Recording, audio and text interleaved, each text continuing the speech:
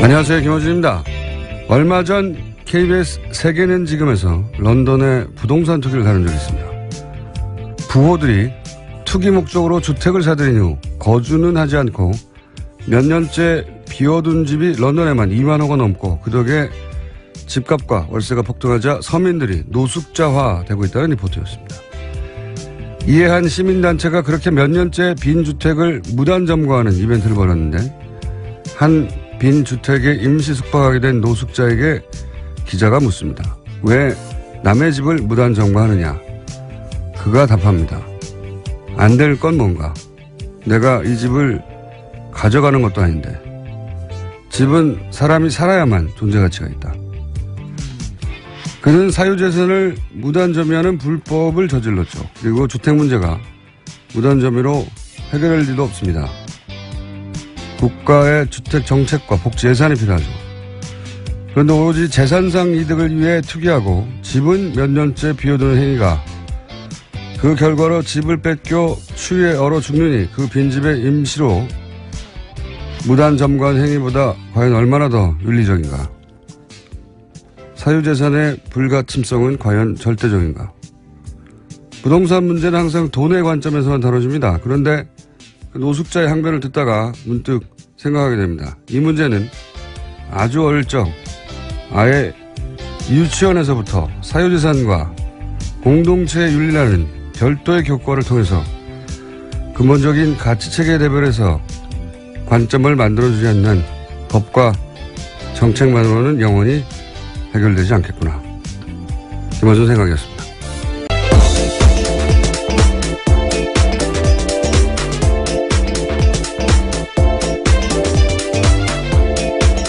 시사인의 김은지입니다. 네. 월요일이 아닌데 왜 화요일도 힘들죠? 네, 피로의 누적이라고 봅니다. 자, 오늘은 어떤 뉴스가 첫 번째 뉴스입니까? 네, 세계일보가 국정원이 작성한 이명박 정부의 청와대 문건을 보도했습니다. 국정원은 2011년 11월쯤 작성한 문건인데요. 각각 제목이 우상호 좌익 진영의 대선 겨냥 물밑 움직임의 촉각, 2040 세대의 대정부 불만 요인 진단 및 고려사항, 12.6 재보궐 선거사범 엄정 처벌로 선거질서 확립, 이렇게 3건입니다.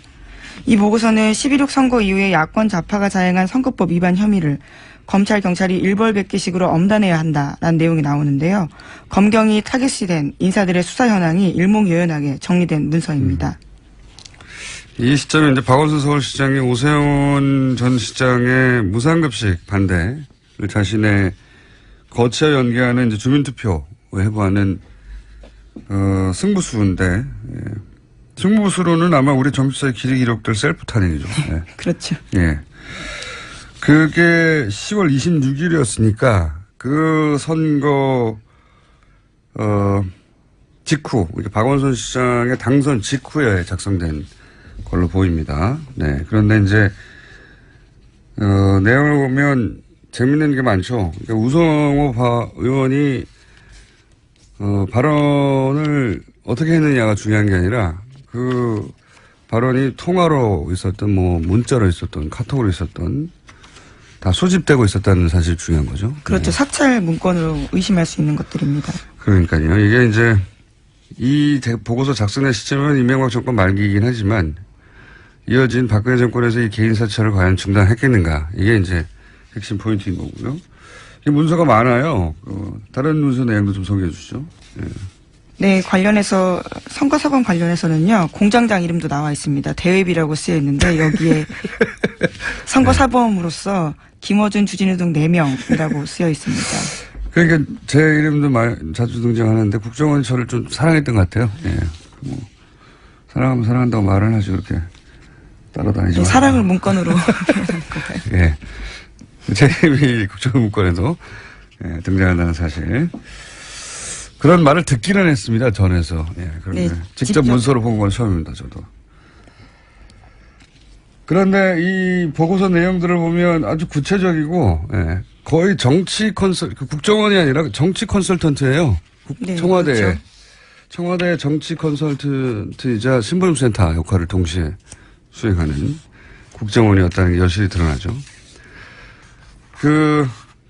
SNS 장악 보고서 내용도 좀 소개해 주세요.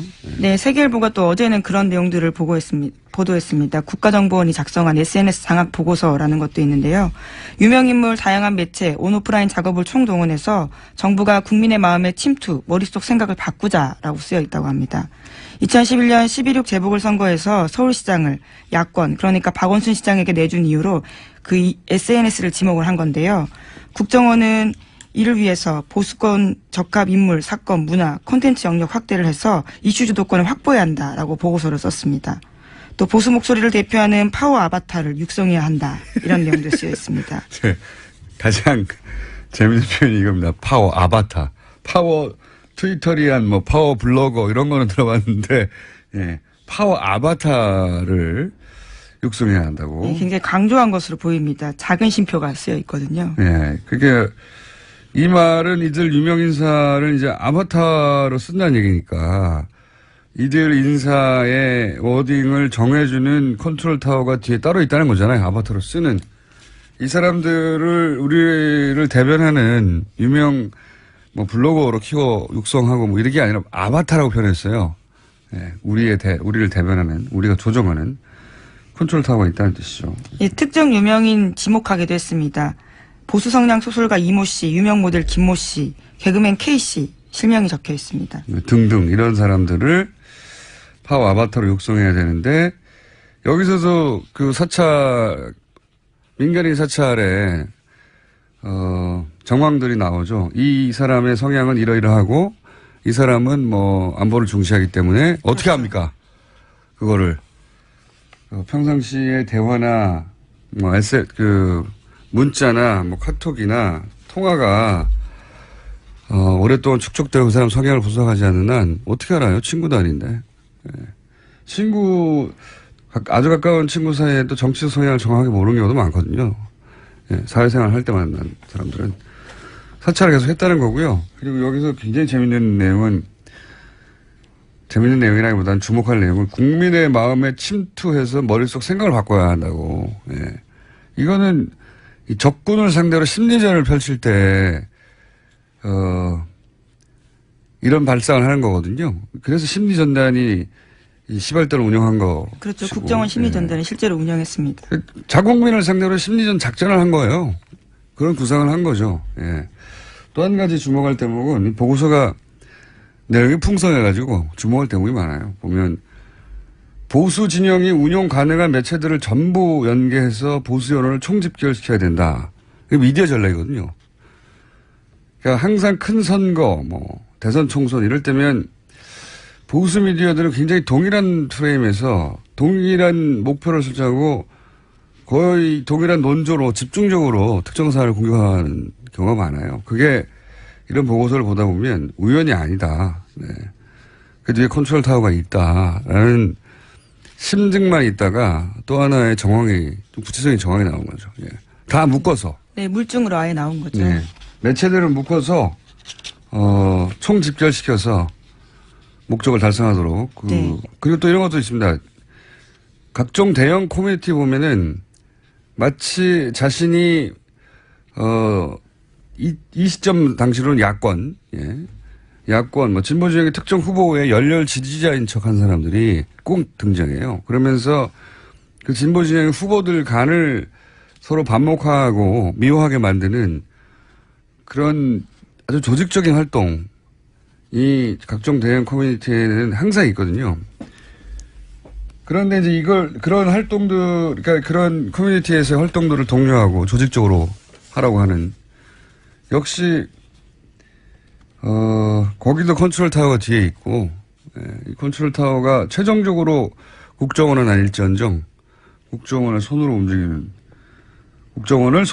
컨트롤 타워가 있는 거죠. 예. 네, 사람들이 못 찾아오게 하고 거기 분위기를 흐려버리게 하겠다라는 거죠. 못 찾아오게 하거나 서로 반목하게 하거나 예를 들어서 뭐 경선 과정에서 서로 다른 경쟁 후보가 있는데 나중에 이제 그 중에 한 후보가 결정이 되잖아요. 그러면 이제 나머지 한 후보가 손을 들어주고 힘을 합쳐야 되는데 그 지지자들이 흩어지게 만드는 거죠. 전형적인 방식인데 그게 이제 이런 보고서들을 통해서 확인이 되는 겁니다. 그게 우리가 짐작했던 것들이 예. 이 보고서에 거의 다 담겨 있습니다.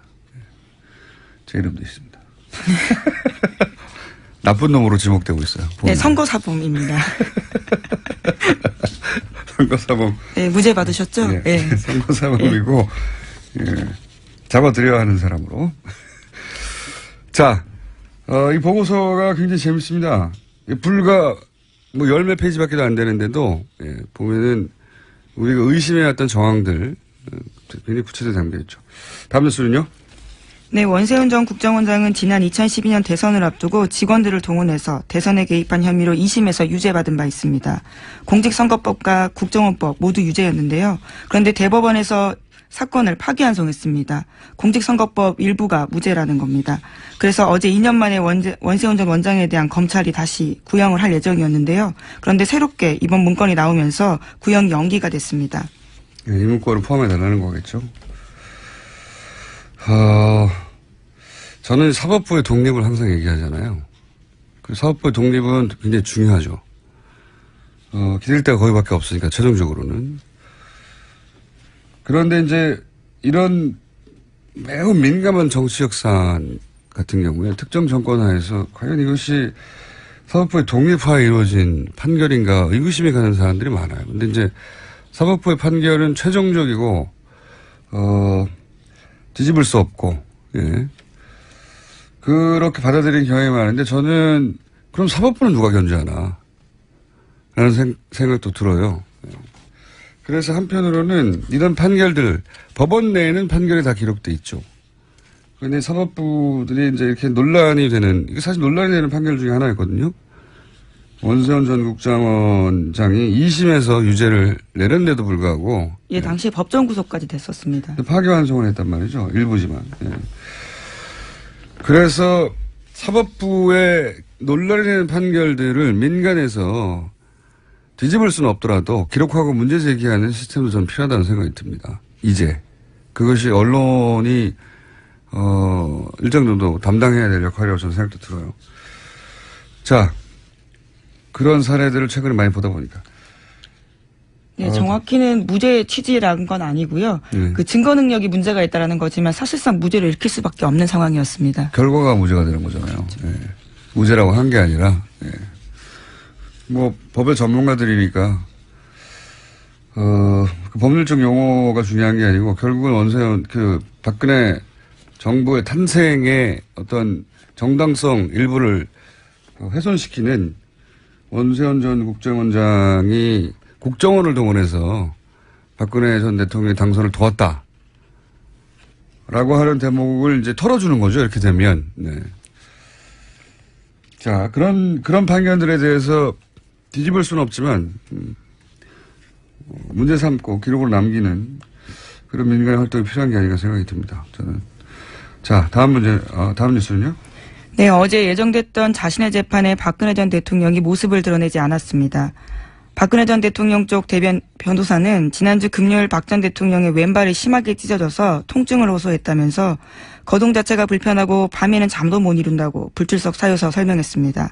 교정당국 관계자도 청와대 지역 시절부터 약했던 박 전 대통령의 발가락이 구치소 문턱에 부딪히면서 통증이 생겼다라고 말했습니다. 문턱에 부딪히면서. 예. 아프실 예정을 이렇게 소화하실 줄은 저는 몰랐네요. 어쨌든 잘 소화하셔서 예. 재판 하나를 건너뛰었고 이렇게 되면 이제 계속 아프다거나 통증이 남아있다거나 하면서 몇 번 더 건너뛸 수도 있겠네요. 100일도 안 남았기 때문에 예. 구속 만료일까지 버티는 전략이라고 초반부터 말씀을 드렸는데 그중에 하나의 기술이 지금 예. 나온 게 아니겠는가. 만약에 본인이 불참하면 불리한 재판이었다고 하면 발가락으로 말을 하는 게 아니기 때문에 당연히 나오셨을 텐데. 네, 어제 이재용 삼성전자 부회장이 증인으로 나오는 굉장히 중요한 날이었습니다. 주목도 많이 됐고요. 네, 서로 만나지 않은 거죠.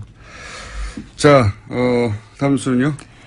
네, 아침 한겨레 신문 보도인데 박근혜 전 대통령이 이재용 삼성전자 부회장과 3차 독대, 그러니까 지난해 2월 15일 만났을 때 이야기입니다.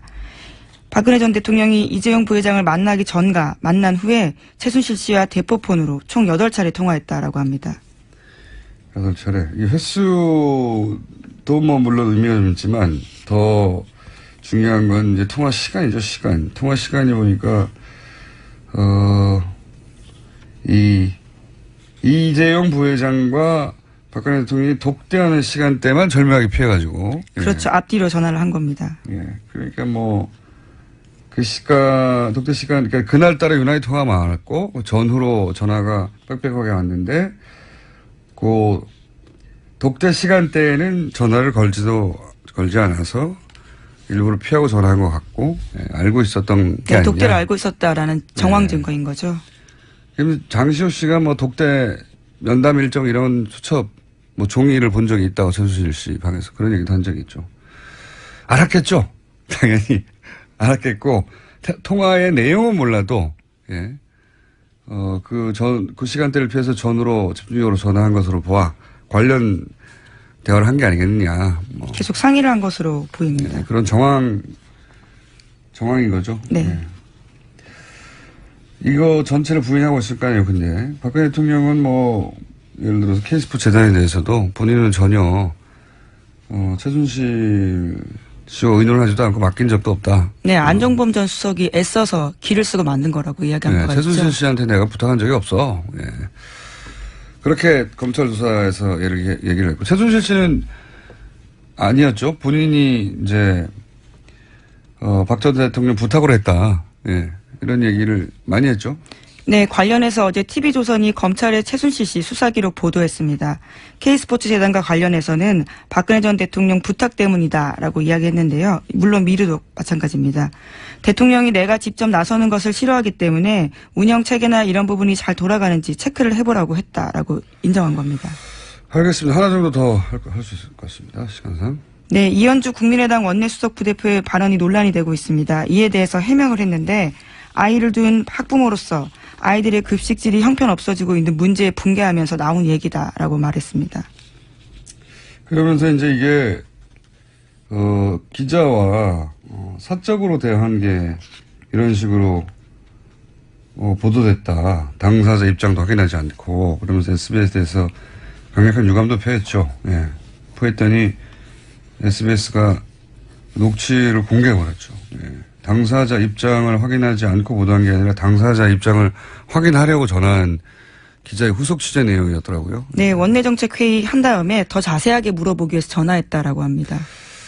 그러니까 이제 일종의 패턴 같은 게 보여요. 국민의당이 최근 이제 여러 가지 문제로 코너에 몰리다 보니까 이 이현주 의원의 케이스도 그런데 분명히 이제 스스로 자초한 문제들이란 말이죠. 근데 이 케이스도 SBS 기자가 사적 대화, 저는 그래서 뭐, 예를 들어서 밥집에서 밥 먹다가 또는 뭐, 둘이 대화하는 걸 몰래 녹취했다든가 그런 건 줄 알았더니 그냥 후속 취재였더라고요. 예, 전화로. 예. 그런데 이제 이 상황을 분명히 자초한 측면이 강한데, 이런 문제가 생길 때 내가 잘못을 하긴 했지만 내가 잘못한 정도보다 훨씬 크게 부풀려서 누군가 자기를 죽이려고 한다. 그런 피해의식이랄까요? 이런 패턴을 반복적으로 보여주고 있어요. 이런 사안도 이렇게 SBS 기자를 공격하거나 혹은 그럴 게 아니고 이제 파업 현장에 찾아가거나 뭐 사과를 하거나 아니면 정면으로 거기 가서 이해를 구하거나 그렇게 할 사안인데 이걸 보도한 언론을 탓해버렸거든요. 이렇게 해가지고 국면이 돌파되는 게 불가능하거든요. 그러면 정당하게 취재했다고 생각하는 SBS 같은 경우는 녹취를 아예 공개해서 더 큰 피해를 입히고 있지 않습니까? 스스로 입고 있지 않습니까? 바깥에서 적을 자꾸 찾는데, 예. 이렇게 되면 바깥의 국민들을 점점 더 설득할 수 없게 되는데, 예. 이건 전반적인 리더십의 문제인 것 같습니다. 기본적으로 개개인 의원들 다 이런 식으로 하는 거 보면. 자, 오늘 여기까지 해야 될 것 같습니다. 시사인의 김은지였습니다. 감사합니다. 국민의당이 이준서 전 최고위원에게 구속영장을 청구한 검찰을 정치검찰로 규정했습니다. 국민의당 문병호 전 최고위원 연결해 보겠습니다. 안녕하십니까, 의원님? 네, 안녕하세요. 네. 국민의당에서는 지금 그 검찰의 여당 대표 가이드라인을 따라서 구속영장을 청구했다. 이렇게 요약하자만 보고 있는 거죠? 제가 그렇게 의심을 하고 있죠. 왜냐하면은 지난주에 기류가 이유미 씨 단독 범행으로 흘러가다가 네. 주말에 이제 갑자기 이준석 전 최고위원까지 영장을 청구하게 된 배경이 뭐냐. 네. 그것을 이제 저희 당에서는 추미애 대표가 머리 자르기 발언을 해서 가이드라인을 줬고 이제 검찰이 현 정권에 대해서 잘 보이기 위해서 네. 권력 해바라기성 수사하는 게 아닌가 그렇게 판단하고 있습니다. 그런 의혹이 있다 이렇게 이제 말씀하시는 거죠. 네. 네. 네. 그런데 추미애 대표의 발언 이전까지는 검찰이 내부적으로 단독 범행으로 결정하려고 했다는 또 어떻게 아십니까? 그렇게 했다는 걸 알아야 그게 그렇게 제가 좀 대충 이제 또 수사 상황을 제가 조금 이렇게 여기 듣고 있었는데요. 그런 흐름이었다고 알고 있었습니다.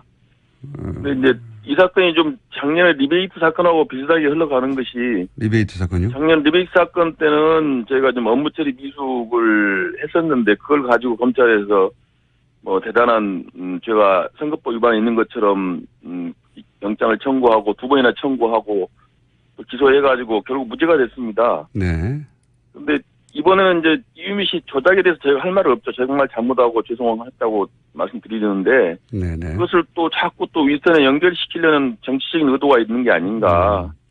만약에 이준석 전 최고위에 대해서 영장이나 또 기소를 해가지고 만약에 무죄가 되면은 검찰이 과연 책임질 것인가 하는 것에 대해서 저희는 상당히 의심을 하고 있습니다. 작년에 리베이트 사건 무죄 판결 났는데 수사한 검찰이 사과하거나 책임졌단 말 들어본 적이 없습니다. 네, 무슨 말씀인지는 알겠는데, 근데 당시 리베이트 사건은, 국민의당 내부 제보에서 출발을 했고, 선관위가 고발한 사건이라서, 선관위 기준에서 고발 대상이 됐던 것이고, 출발은 국민의당 내부 제보였기 때문에, 제가 보기엔 좀, 그렇게 억울해 하실 일은 아닌 것 같고요. 결과는 비슷해요. 결과는 이제 누구 말을 믿느냐인데. 그러니까, 결국 이번에도. 제 말은, 리베이트 사건이 어떤 음모나 혹은 정치적 고려 때문에 출발한 게 아니기 때문에 그런데 이번 사건 같은 경우에도 이제 국민의당 내부의 문제로 출발한 거 아니겠습니까? 근데 문제는 말씀대로 하자면 검찰은 내부적으로는 단독 범행으로 결론 내려고 하고 있었는데 여당 대표가 가이드라인을 줘서 그래서 이준석 최고위원까지 구속영장을 청구하는 것으로 기류가 바뀐 것이다. 그런 의혹이 있다. 이렇게 보시는 거 아니겠습니까? 예. 저는 작년과 똑같다고 보는 것이요. 예. 출발은 저희가 국민의당이 미숙함으로 단초를 제공했죠. 작년에도 리베이트 사건도 네네. 무슨 계약서를 위조한다 할지 여러 가지 업무 처리를 잘못했어요. 네. 그걸 가지고 검찰이 이제 침소공대 가지고 마치 무슨 돈이 왔다 갔다 한 것처럼 그렇게 해가지고 기소를 해서 저희 국민의당 안철수 전 대표에게 막대한 타격을 줬고요. 네. 이번에도 이유미 씨 단독 범행한 걸 가지고 그걸 가지고 자꾸 이제 언론에다 뭘 얘기하고 이준석 전 최고가 개입이 됐다. 무슨 박지원 대표한테 보고가 됐다. 이렇게 해서 자꾸 침소봉돼가지고 마치 국민의당 전체가 이것에 무슨 관여가 된 것처럼 그렇게 지금 몰고 가고 있지 않습니까? 저는 똑같은 지금 사건 과정이 되고 있다고 판단하고 있습니다. 네. 어쨌든 당신은 검찰 인지수사가 아니라 이제 선관위 고발건이었다는 걸 다시 한번 말씀드리고. 근데, 이준석, 핵심이 이준석 최고위원의 진술과 이유미 씨의 진술이 대립되는 거 아니겠습니까? 네네. 그런데, 간단하게 요약하면 이유미 씨는 일관되게, 지시에 의해 행동한 것이라고 하는 것이고, 이준석 최고위원은 일관되게 자신은 조작된 자료인지 몰랐고 지시한 적도 없다. 이렇게 대립하는 건데, 네네. 물증 같은 거는 대단히 약한 것 같고, 정황으로 파악하는 것 같습니다. 그런데 이제, 이준석 진술을 믿어주는 것이 국민의당인 것 같고요. 그렇지 않습니까? 그렇습니다. 예. 그런데 이제 검찰이 그 진술에 의구심을 가지는 건, 단지 검찰만 그런 건 아니거든요. 한 여론조사에 따르면 단독 범행 아니라고 생각하는 여론은 70%가 넘는데, 물론 여론이 유죄라면 유죄라는 게 아니고요. 이게 누구 진술을 더 믿느냐 하는 문제라고 하면 어차피 심증인데, 국민의당은 예. 그냥 밖에서 보면 이준서 최고위원의 진술 신빙성이 떨어진다고 생각하는 사람들이 많거든요. 그러니까 그게 곧 검찰이 가이드라인을 따른 증거다라고 하기에는 좀 약하거든요. 여론은 그렇게 볼 수밖에 없죠. 자꾸 예. 언론에서 자꾸 그렇게 보도지 않습니까? 무슨 뭐 통화를 했네, 뭐 문자를 보냈다, 또 뭐 이것저것 다 뭐 잘라버리고 이준서 전 최고위원한테 불리한 문자 같은 걸 보도하고 하니까 네. 국민 여론은 당연히 그렇게 뭔가 국민의당이 뭐 조직적으로 개입하고 일선에서 하고 있었다 이렇게 생각할 수밖에 없습니다. 작년에 리베이트 사건도 똑같았어요. 우리가 내부에서 돈 받은 것도 없었고 억울하다 했지만은 국민들께서는 다 무슨 국민의당 당직자들이 다 돈 받아먹고 뭐 다 빼돌리고 이렇게 한 걸로 다 인식하셨지 않습니까? 그래서 저희 국민의당과 안철수 대표가 멍이 든 거예요. 마찬가지로 이번에도 사실은 뭐 이유미 씨 조작 사건이 분명히 잘못된 거지만은 그로 인해서 지금 저희 국민의당이나 안철수 대표가 엄청나게 타격을 받고 있는데 결국 이제 언론 같은 데서 그것을 자꾸 이제 뭐 증폭시키고 마치 뭐 위에서 뭐 알고 있었다는 그런 취지의 보도를 계속 하기 때문에 실제와 관련 없이 엄청난 이미지 타격을 받고 있습니다. 결국 그것을 검찰이 이제 증폭시키는 역할을 하고 있는 것이죠. 예를 제가 한번 들어보자면 예를 들어서 안철수 후보 당시 안철수 후보의 딸이 혹은 부인이 어떤 범죄에 연루된 게 명백하다고 제보자 녹취 파일을 민주당이 들고 왔어요. 그래서 대대적으로 기자회견을 했고 대선 막판에 계속 뿌렸는데 나중에 알고 보니까 민주당의 일개 당원이 혼자 한 것이지 민주당 전체가 몰랐다. 그러면 의원님은 그걸 믿으시겠습니까 그냥? 그건 믿기 힘들거든요. 물론 사장님도 논리 비약인데요. 그거하고는 다르죠. 문주용 씨 특혜 의혹 사건은 상당한 저는 근거가 있다고 봅니다. 그렇기 때문에 이것이 또 이 이슈가 그 당시에 이유미 씨가 녹취록을 가져와서 처음으로 이슈가 됐다면 제가 검증을 더 철저히 했을 거예요. 그런데 이미 문준혁 씨 그 특혜 취업 사건이 이미 이슈가 돼 있었고 이것은 하나의 추가적인 증거였다는 거죠. 그렇기 때문에 저희가 조금 더 검증에 소홀하고 덜컥 믿은 그런 과오를 범한 겁니다. 그런데 안철수 후보의 가족 관련해서도 여러 의혹은 있었습니다. 그것은 이제 근거가 좀 제가 볼 때 객관적으로 봐서 근거가 조금 약하죠. 상대 후보라서 근거가 약하다고 상대 후보 주장이라서 제가 객관적으로 봤을 때 근거가 좀 약하고 문준용 씨 특혜 취업 사건은 상당한 의혹이 있다고 봐야죠. 그러니까요. 네, 국민의당은 그렇게 생각하신 거고 민주당은 안철수 후보 측에 상당한 의혹이 있다고 생각했을 수 있는데 제 말은 국민의당 입장에서는 억울하실 수 있는데 밖에서 보면 그런 의구심을 가지는 건 합리적인 수준의 의심에 가깝다. 억울하실 수 있으나 그래서 그걸 곧장 검찰의 어떤 가이드라인에 따른 행동이다라고 판단하기엔 혹시 다른 근거는 있습니까? 하필 그때 추미애 대표가 머리짜리란 말을 했는데 그리고 나서 이런 게 나왔다. 이거 말고 또 다른 근거가 있나요? 가이드라인이라고 하시는? 그런데 여러 가지 제가 이제 문자나 카톡이나 여러 가지 주고받은 정황을 봤을 때 그렇다는 거고요. 이준서 전 최고위원을 의심할 수는 있습니다. 그거는 그걸 비난할 수는 없습니다. 다만 이제 검찰이 누구 말을 믿느냐인데 굳이 이제 이준서 전 최고위원의 말을 믿지 못하겠다고 하고 있는 것이고 또 결국은 검찰에 얘기하더라도 조작은 이유미 씨 단독으로 한 거로 인정한 겁니다. 다만 이제 이준서 전 최고위원이 공모한 것은 아니고 그것을 어렴풋하게 알면서도 그런 거 하지 않았냐 이런 죄를 묻는 것인데 그렇다면 또 꼭 구속까지 해야 되느냐 거기서 의문이 또 있다는 겁니다. 불구속 기소하해서 법원의 판단을 받아보는 것도 하나 방법인데 또 영장을 청구해갖고 그걸 이슈화해가지고 언론에도 계속 특별하게 만드는 것도 하나 정치적인 의도가 아닌가 생각이 든다는 거죠. 미필적 고의라고 이제 표현되는데, 근데 사실, 변호사님이시니까 아시겠지만 미필적 고의도 사안이 중대하면 구속되는 경우가 있지 않습니까?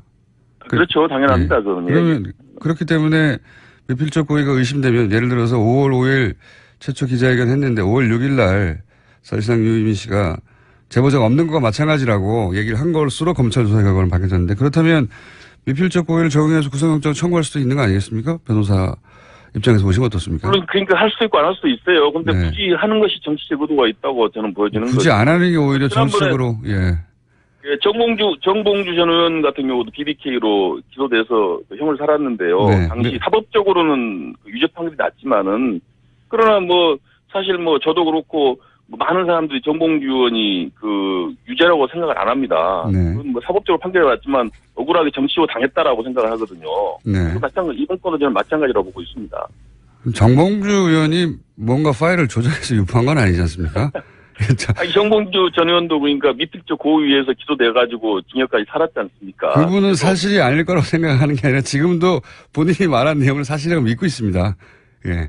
어쨌든. 그러니까 그 정봉주 전 의원도 정치적으로는 결국은 그 유죄 판결 받았지만 정치적으로 억울하다고 생각하는 거 아닙니까? 많은 사람들 그렇게 또 믿고 있고.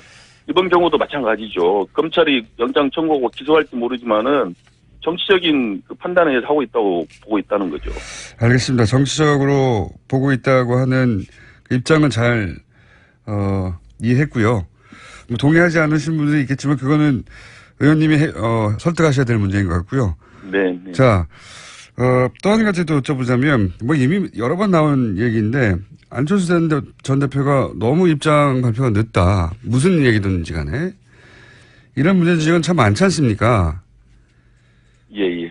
뭐, 타이밍 관련해서도 그렇고, 내용 관련해서도 얘기가 참 많은데, 뭐, 이번 건도 좀 이제 빨리 입장 발표를 해야 한다는 의견도 있습니다만은, 이게 이제, 어차피 이제 이 사건이 터져서 뭐, 일종의 국민에 나와서는 뭐, 소나기를 뭐, 피해가기 어렵게 됐지 않습니까? 그래서 아마 안 대표께서는 그, 입장 발표를 하게 되면 또 이게 사실관계가 또 바뀌고 어쩌고저쩌고 얘기가 또 많이 나오기 때문에 아마 검찰 수사 결과 나온 다음에 전체적으로 한꺼번에 해서 뭔가 입장 발표하실 걸로 그렇게 판단하신 것 같아요. 예. 중간에 또 만약에 또 네. 이준서 전 최고는 관계가 없는 걸 전제로 발표했다가 또 검찰에서 또 이준서 전 최고는 관계가 있다고 발표하면 또 이게 꼬이기 때문에 아마 전체 또 제가 어떤 검찰의 정치적인 수사를 우려하기 때문에 그래서 이제 최종 검찰 수사 결과 발표를 보고 입장을 표명할 걸로 그렇게 예상하고 있습니다.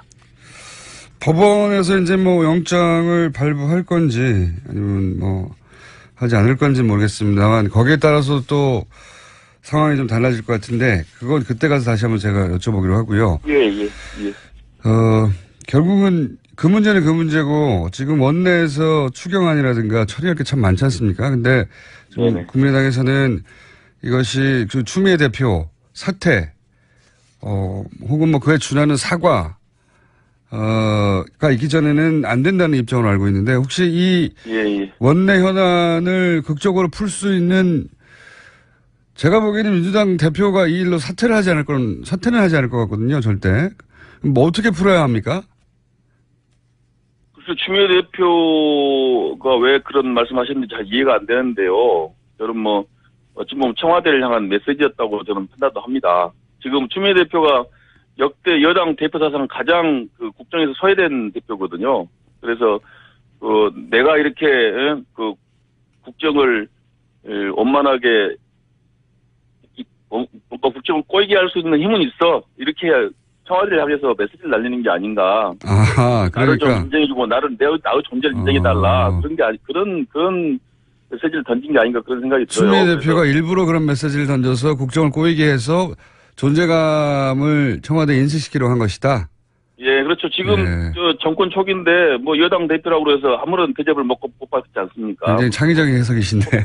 소통이 되는 것도 아니고 뭐 국정 운영에 지금 참여시켜주는 것도 아니고 상당히 소외시키고 있다고 보는데요. 그래서 이제 뭐 나도 있다라고 한번 보여주는 게 아닌가 싶고요.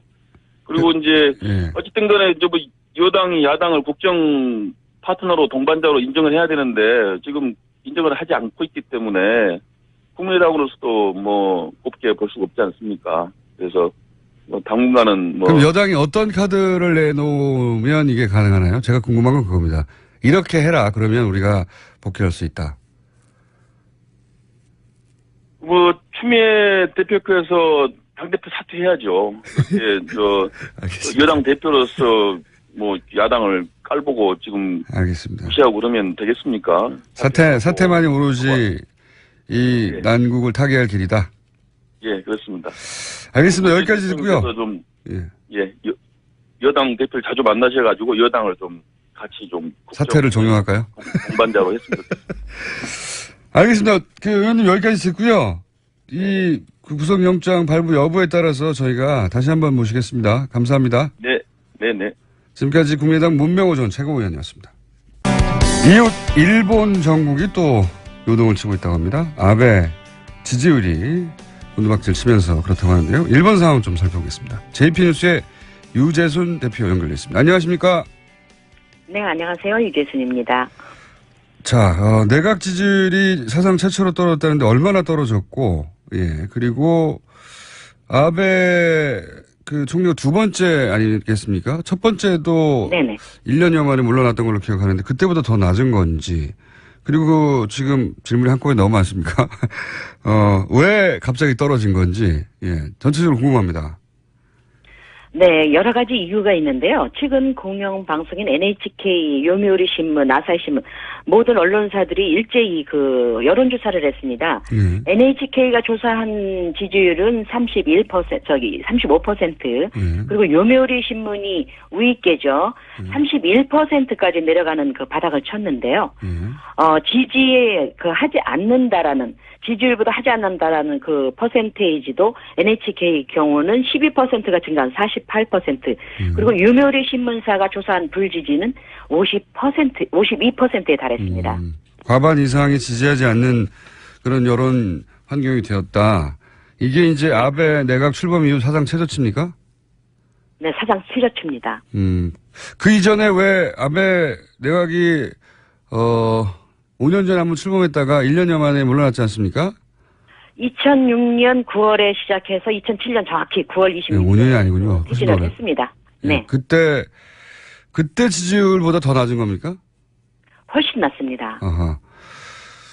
일본 내각이 인기가 없으면 이 정도 수준으로 떨어지면은 아주 인기가 많이 떨어진 겁니까? 굉장히 떨어진 거죠. 왜 그러느냐면 예. 자민당 같은 경우는 장기간 집권을 했단 말이에요. 중간중간에 민주당이 집권을 하기는 했는데 단기간에 끝났습니다. 단기간으로. 예. 그렇기 때문에 자민당을 대적할 정당이 지금 상태로서는 전혀 없거든요. 그런 상태에도 불구하고 31%, 그것도 요미우리 신문사, 아베 내각을 강력하게 지지하는 요미우리 신문사가 조사한 조사조차도 불지지가 52%에 달하고 또 그리고 지지율이 31% 바닥을 친다는 거는 보통 일은 아니지요. 그렇군요. 우리하고는 좀 상황이 다르니까 여쭤본 것이고. 네. 이 근본적인 이유가 뭡니까? 물론 한 몇 달 전부터 계속해서 스캔들이 터져나오긴 했는데 이렇게까지 떨어진 이유가 뭘까요? 크게 세 가지로 볼 수가 있는데요. 첫째는 오사카의 모리토모 학원에 8억 엔에 상당한 구기자를 1억 엔대의 헐값에 불안 특혜를 준 적이 있고요. 네. 두 번째는 아베 수상의 친구가 이사장으로 있는 각계 학원에 수의학부 신설을 허가를 해줬습니다. 내각의 권력을 이용해서. 그리고 세 번째는 일본 국민들의 민심 위반인데요. 근래 몇 년 동안 안보법인이 해서 많은 하루에 100만 명이 동시다발적으로 시위를 하는 사태까지 있을 정도로 아베 내각에 대해서 굉장히 반대를 하는 국민들의 반발이 있었습니다. 그럼에도 불구하고 안보법 통과시켰고, 그리고 다시 지금 헌법을 개헌해서 다시 전쟁을 할 수 있는 나라로 만들려고 하고 있잖아요. 네네, 그렇죠. 그렇기 때문에 민심이 확실히 돌아서서 이 세 가지 이유로 지지율이 저기를 했고요. 그리고 지난번에 7월 2일 날에 도쿄도 의원 선거가 있었지 않습니까? 네네. 그런데 그때도 이나다 방위청 장관이 자유대에게 노골적으로 한 표를 달라 발언한 것이 굉장히 문제가 됐었고요. 그리고 최근에는 도요타 마요코 중의원이 여성 의원입니다. 50대 비서의 머리를 폭행하고 폭언한 사실이 폭로돼서 이래저래 아베 내각뿐만 아니라 자민당 의원까지도 지금 국민들의 분노를 사고 있습니다. 그렇군요. 그러니까 내각 내각뿐만 아니라 당까지 좋은 소식 하나도 없고 그리고 네, 그렇습니다. 지속적으로 민심이 이반해 왔고 계속해서 안보라든가 북한을 가지고 위기감을 조성하는 경우를 오랫동안 해왔죠. 그리고 전쟁할 수 있는 국가로 가는 데 대한 불안감이 있는데 최근에 이제 학원 스캔들이 연속으로 터지면서 네. 그리고 그 학원 스캔들이 터지는 것보다 더 중요한 거는 그걸 이제 거짓말로 덮으려 했지 않습니까? 네. 네, 그랬죠. 예. 그런 일이 절대로 없다고 했죠. 예, 그런 거짓말이 드러나면서 이렇게 추락한 것으로 이해가 되는데 이렇게 되면 어떻게 돌파합니까? 일본에서는 통상 뭐 개각을 하기도 하고 조기 통솔을 치르기도 하고 여러 가지 방식이 있을 텐데 이번에는 어떻게 한답니까? 이미 그 7월 9일 날 그 아베 수상이 12월 초에 다음 달 초에 개각을 한다고 발표를 했습니다. 네. 그런데 자민당 내에서는 좀 더 빨리 하자. 좀 더 빨리 개각을 해서 여론을 반전시키고 그리고 12월 초까지 그 헌법을 개정하는 개헌안을 그 중의원과 그 참의원에서 제출을 하자. 이렇게 의지를 모으고 있습니다. 오히려 개각도 빨리 하고 개헌안도 빨리 내자는 거네요. 네, 그렇습니다. 어허. 이렇게 해서 돌파가 될까요? 어떻게 보십니까? 지금까지는 그게 통했는데요. 이제 일본 국민들은 이제 절대로 속지 않는다.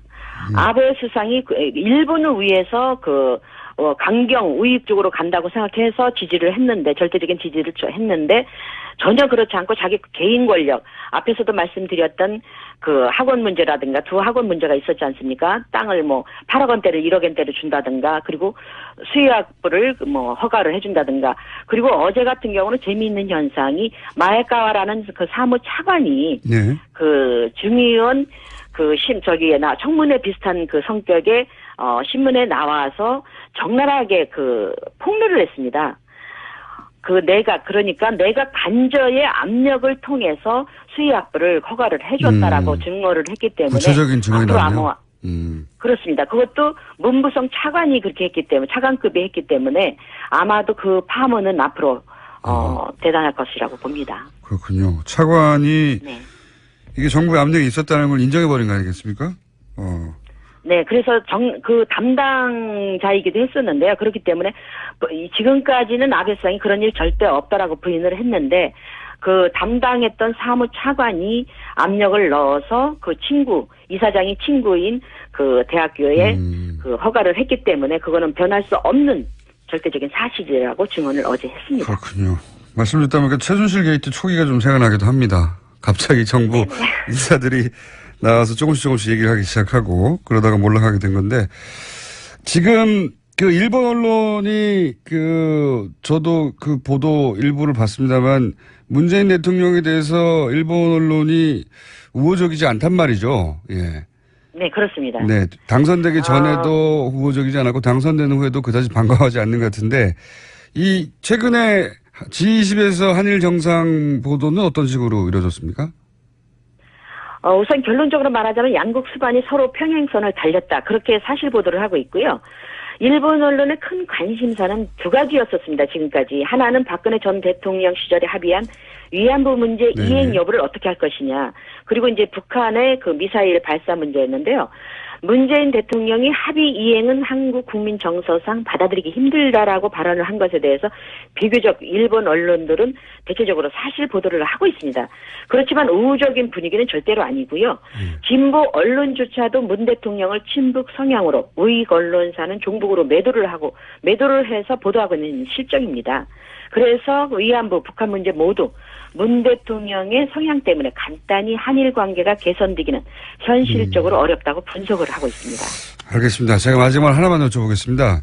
최근에 이제 미국의 싱크탱크 관련 보도를 저희가 하면서 일본 정부나 기업 혹은 재단들이 미국의 작은 지원을 참 많이 한다. 그래서 친일본적인 지식이나 정책 기반자들을 육성한다는 보도를 저희가 한 적이 있는데 일본이 그런 정책을 실제로 가지고 있습니까? 일본에서 보시기에는 어떻습니까? 네, 그렇습니다. 사실 일본 정부의 이 같은 정책은 이미 그 역사가 상당히 오래되었고요. 문제는 공식적인 프로그램을 통해서 지원하는 자금 지원은 별 문제가 없습니다. 하지만 표가 안 나게 일본 정부가 관계된 자금이라는 것을 모르게 민간인 재단이라는 이름으로 포장해서 지원하는 프로젝트가 상당히 많은데요.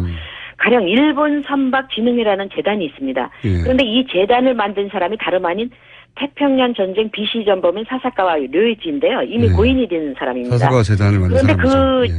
자식들은 새로운 교과서를 만드는 그 모임이 있지 않습니까? 네네. 극우에 그 이사장을 맡고 있습니다. 그리고 그것뿐만 아니라 이 재단의 자금으로 공부한 학자들이 우리나라 학자들뿐만 아니라 세계 도처에 깔려 있습니다. 알겠습니다. 그리고 이 문제는요, 저희가 오늘은 시간이 더 되는데 다시 한번 모시겠습니다. 저희가 관심이 많은 주제거든요. 요 문제만 별도로. 오늘 말씀 감사합니다. 네, 고맙습니다. JP뉴스 유재순 대표였습니다. 네, 2부에서 저희가 일단 마무리했는데 아무래도 이 이슈를 이렇게 접기는 아쉬워서 다음 시간에 또 한 번 다루더라도 오늘 이 질문을 좀 더 종합적으로 마무리하기 위해서 JP뉴스 유재순 대표와 나눴던 인터뷰 마지막 부분, 일본 정부 그리고 혹은 재단들이 미국의 여러 재단 자금 지원을 해서 친일본 성향의 학자들 혹은 정책 기반자들을 육성하고 있는 정황들이 있는데 일본이 이 정책을 실질적으로 구체적으로 외교 목적으로 운영하고 있는가 하는 질문을 제가 유재순 대표에게 했었습니다. 이어서 가겠습니다. 대표님. 네네. 네. 답변하시다가 마지막에 너무 시간이 짧아서 끊어졌는데 그 질문을 좀 마무리를 하고 끊도록 하겠습니다. 예. 네. 일단 말씀하신 그 정책이 네. 일단은 세계적으로 대단히 성공한 것으로 보여지고요. 일본이 친일본적인 그 현지 인들을 육성하는 거요. 예. 네, 그렇습니다. 그래서 일본에는 두 갈래가 있어요. 민간인을 상대로 하는 프로젝트가 있고요. 예. 그리고 학자나 정치인들을 상대로 하는 그 프로젝트가 있습니다. 그런데 학자나 정치인들을 상대로 하는 거는 상당히 성공한 것으로 보여지는데요. 가령 우리나라의 신뢰로 예를 들자면 아까 말씀드렸던 일본 선박진흥이라는 그 재단이 있다고 말씀드렸지 않습니까? 이 재단을 만든 사람이 다름 아닌 그 태평양 전쟁의 BC 전범인 사사카와 료이치입니다. 네네. 징역도 3년 살았고요. 예. 그리고 이 재단이 사실은 일본에서도 문제가 됐던 게 진보 세력들한테는 그 문제가 됐던 게 이 사람이 마약이라든가 무기를 팔아서 돈을 모았습니다. 네네. 정상적인 루트를 통해서 정상적인 경제활동으로 돈을 번 것이 아니라 부정한 방법으로 상당히 돈을 모았거든요. 네. 그래서 만든 게 일본 선박진흥이라는 것이고 그리고 일본 정치인한테도 그 자금이 상당히 들어가 있습니다. 입을 막았던 거죠. 네. 비판하는 세력을 입을 막았던 그 전례가 있고요. 네. 그리고 우리나라 같은 경우는 3대 대학에 들어가는 스카이 대학이라고 그러죠. 예. 아시아 연구 기금이라는 그 이름만 살짝 바꾼 겁니다. 한일 협력 기금 성격으로 100억 원대의 그 지원을 받은 대학도 있습니다. 신촌에 있는 대학이죠. 네네. 그리고 10억 원대는 안암동에 있는 대학이고요. 네네. 그래서 이 사람들이 그 심포지엄을 열고 친일적인 그 성격의 그 세미나를 열고 앞장을 서기도 했습니다. 이런 방법으로 개발도상국이라든가 선진국 미국 같은 경우도 사실은 예일 대학이나 하버드 대학 같은 경우는 거절을 했거든요. 이 연구 기금을. 네. 그래서 각 세계의 독일 같은 경우도 일본 연구 기금이라는 명목으로 거액의 지원금을 현재도 활발하게 하고 있는데요. 우리나라가 왜 성공했느냐라고 결론을 맺을 수가 있는 게 뭐냐면 뉴라이트가 있지 않습니까? 네. 일본에도 아까 말씀드렸던 새로운 교과서를 만드는 그 모임 재단의 member들과 뉴라이트 멤버들이 상당한 교류를 갖고 있는 걸로 알고 있거든요. 네. 그리고 우리나라의 뉴라이트 멤버들, 학자들도 이 일본 선박진흥회라든가 일본 연구 기금이라는 명목 하에 지원금을 받은 학자들이 상당히 있습니다. 그렇기 때문에 일본 정부가 행한 그 학자들을 목표로 한 친일파 만들기 그 정책은 상당히 성공한 것으로 보여집니다. 알겠습니다. 오늘 간략한 사례를 말씀하셨는데 이 주제는 저희가 관심이 많아서 별도 꼭지를 한번 마련해 보겠습니다. 그때 다시 연결하기로 하고 오늘 말씀 감사합니다.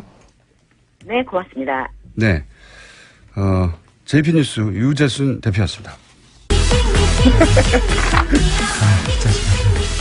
자, 핑미. 바른정당 이혜훈 대표 공석이 된 나라사랑 후임 패널을 뽑기한 라디오 사상 최초의 오디션. 예. 지난 시간에 황영철 의원과 함께 했습니다. 오늘은 출연하기도 전에 2분만은 안 된다는 문자가 쇄도했던 설마 2분을? 이라고 하는 문자가 제가 이름을 거론하기도 전부터 바른정당에서 다 좋은데 2분만은 안 된다고 하는 문자가 폭주했던 분입니다. 하태경 최고위원 나오셨습니다. 안녕하십니까. 예, 반갑습니다. 하태경입니다. 여름 사나이입니다. 하태경입니다. 여름 사나이 저희가 이제 욕 문자도 점수를 인정하기로 했거든요. 아, 그렇죠. 노이즈 마케팅이 되죠. 그래서 지난 시간에 황영철 의원 나오셨을 때 혹시 다음 사람은 2분 일리는 없지만 2분이면 절대 안 된다는 하태경 의원의 비토 문자가 굉장히 많이 나왔고요. 예, 그래서 제가 더더욱 나왔습니다. 예, 점수가 굉장히 올라갔습니다. 이때까지 역대 최고 기록은 홍준표 대표였거든요. 아, 제가 그 기록을 깰 수는 없을 것 같은데. 예, 그건 어려울 것 같고요. 예. 지금도 벌써 하태경 의원 싫어요. 이런 문자들이 나오고 있습니다. 기록 깨볼까요? 예, 사실은 제가 그것 때문에 나왔는데요. 예. 제가 이제 이 프로에 굳이 나오고 싶은 핵심적인 이유는. 굳이 나오고 싶은 핵심적인 이유. 인지도 상승은 아니에요. 인지도 상승 아니다. 왜냐하면 이미 높다, 나는. 왜냐하면 예. 그게 수치로 입증이 된 게 예. 제가 이혜원 대표한테 졌지만 예. 국민 여론조사는 제가 이겼어요. 예. 그잖아요. 일반 여론조사는. 일반 여론조사는 제가 살짝 이긴 걸로. 조금 이겼잖아요. 예, 어쨌든. 조금. 예. 그게 사실 이긴 게 여기 덕분 아니니까. 근데 제가 굳이 나온 이유는 예. 바른정당을 뛰어넘은 더 높은 역사적 과제가 있다. 아. 그게 뭐냐? 일개 정당 소속원으로서가 아니라 대한민국의 정치도 더 큰 포부가 있다. 그렇죠. 그게 뭐냐. 예, 뭡니까? 제가 여기 나와서 제 반대자하고 소통하는 거는 예. 좌우 상생을 위한 밑거름이 될 것이다. 아. 그리고 국민 대통합을 위한 비료가 될 것이다. 예, 첩경을 여는 길이다. 나아가서 우리 김어준 총수하고 저하고 함께하면 남북 통일을 앞당길 수 있다.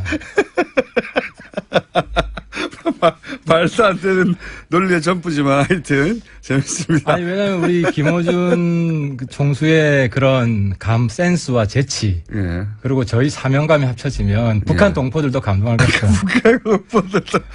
저희가 이제 홍준표 대표 그 이전에 첫 번째 기록은 문재인 후보 시절에 세웠고요. 그리고 나서 홍준표 대표가 나와서 그걸 가뿐하게 3배 정도 넘었고요. 그다음에 김성태 의원이 탈당 이후 처음 나와서 홍준표 도저히 꺾을 수 없을 것 같은 홍준표 당시 후보의 기록을 가뿐하게 3배를 넘었어요 또. 야, 그건 거의 막가빠 수준 분들한테 이길 수는 없죠. 몇천 문자가 쇄도했고. 자, 지금 추세로는 아직 홍준표 대표를 꺾을 수는 없습니다. 네, 꺾을 수는 없는데.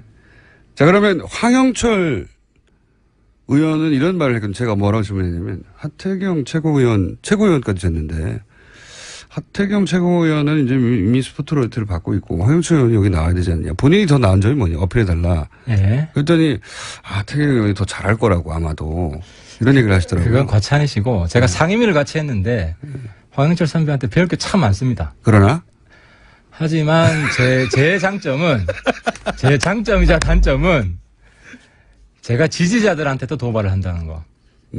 제 지지자들한테도 도발. 물론 제 반대자들한테는 일상적인 도발을 하고 예. 제 지지자들한테도 예. 가끔씩 도발해서 예. 제가 사실은 통진당 때려잡은 최공신임에도 불구하고 제 지지자들한테 종북 욕을 먹고 있다. 하여튼 이런 부분은 그게 어떻게 그 장점이 될 수 있을까요? 저는 그렇습니다. 자기 지지자들한테 포로가 되는 순간 자기 발전은 없다. 자기 지지자들 포로. 네, 그 지지자가 안에서 없는 거 아니에요? 아예? 지지자가 일부 생겼어요. 일부 생겼습니까? 아시겠지만 선물 폭탄도 오고. 선물 폭탄이요? 예, 선물 폭탄도 오고. 문자 폭탄을 말씀하십니까? 문자 폭탄 말고 선물 기프트콘. 폭탄. 오, 잘한다. 그렇지. 잘한다 해서 네. 뭐 커피라든지 아이스크림, 제가 좋아하는 아이스크림. 네. 그리고 뭐 상한 거 아니에요? 샌드위치. 내가 보니까 유통기한 지났는데 하태경한테 보내 이렇게 된 거 아니에요 혹시? 근데 제 페이북 댓글을 보면 아시는데 추세가 탄핵 전까지만 해도 전부 다 욕이었어요. 제가 뭐 좌우 가릴 것 없이. 뭐 그때 그랬죠 다들. 근데 이제 탄핵 지나고 나서는 약간 칭찬 댓글이 조금 있다. 청문회 과정을 보고. 지나면서 예. 하태경의 진가를 이제 알아보기 시작하시는구나. 예. 그리고 나서요. 그런데 최근에 기프트가 이렇게 날라오는 이유는 뭡니까? 최근에 뭐 특별히 하신 일이. 최근에, 제가 그 말을 좀 좋게 평가하신 것 같아요. 문자 폭탄 받을 때가 전성기다. 감사하게 생각해라. 오히려 감사하게 생각해라. 그 말 하니까 저한테 문자 잘 안 보내시더라고요. 100통 중에 한 통 왔네요. 하태하태 의원님 좋아요. 100대 1의 비율로. 그러면 그 황영철 의원과 비교해 본인의 장점은 여기저기 도발하기 때문에 다? 그죠. 좌우 가릴 것 없이 도발하고 예. 돌직구를 던지고 거기에 욕되는 걸 두려워하지 않는다. 욕되는 걸 두려워하지 않는다. 그럼에도 불구하고 본인이 바른정당 지지자들 사이에서 이런 일반 여론조사에서 1위를 한 아니 일반 국민. 예. 일반 국민. 주로 참여한 분들이 아무래도 지지자 성향이 강한 분들이겠죠. 뭐 어쨌든 그렇다, 1위를 한 그렇다고 이유는 볼수 있겠습니다. 1위를 한 비결은 뭘까요? 일단 뭐 저 좋아하시는 분들 특징이 예. 여야 가릴 것 없이 바른 소리 한다 그런 말씀 많이 하세요. 그러니까 이제 제가 좌우 가릴 것 없이 폭탄 던진다는 바른 소리. 예. 제가 보기에는 그 황영철 최고위원님이 황영철이요. 하태경 최고위원님이 고정 출연을 하시면 제가 보기엔 그 기사 제목은 잘 뽑힐 것 같아요. 오늘도 사고. 그게 좀 기사 제목을 제가 염두에 두고 발언하는 건 아니고, 예. 제 소신과 사명감. 염두에 두실 것 같긴 한데. 오늘 혹시 나오신 김에 뭔가 이렇게 해주실 거 없습니까? 이 정도는 내가 터뜨려주고 가겠다라는 거 준비하신. 아무래도 이제. 만만한 사안으로 몇 저보다 한 수 위인 홍준표 선배한테 또 예. 도발을 해야 될 것 같습니다. 그러세요? 예. 예. 자, 또 해주세요. 시작. 홍준표는 한국의 메카시다. 형님 메카 씨. 청와대 주사파 정권. 예. 늘 경선 과정에서 계속해서 이야기를 하고 예. 그리고 혁신위원장으로 뽑은 분도 유석춘 교수 예. 거의 비슷한 생각을 하고 계신 분이 아니냐 네. 하는 생각이 들고 근데 이제 말들이 많죠. 그래서 예. 말이 많죠. 예. 그리고 국정교 와서 찬성하시고. 혁신위원으로 누가 들어올까 저는 솔직히 좀 예. 관심이 많고 저를 종북으로 먼 분들이 좀 들어오지 않을까.